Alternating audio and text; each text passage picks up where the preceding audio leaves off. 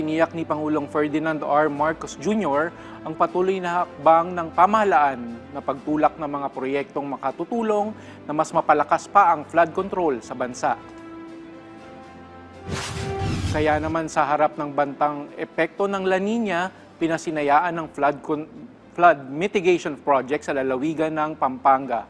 Ito ang Integrated Disaster Risk Reduction and Climate Change Adaptation Project, Stage 1, o IDRR-CCA.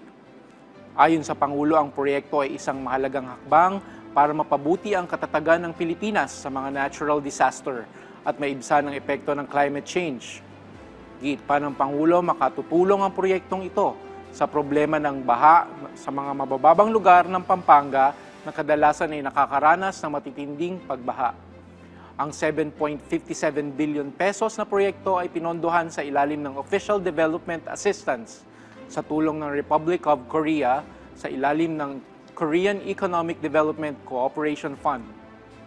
Samantala sa panayam sa Pangulo, sinabi ni Pangulong Marcos na magpapatuloy ang pagpapatupad ng PUV Modernization Program.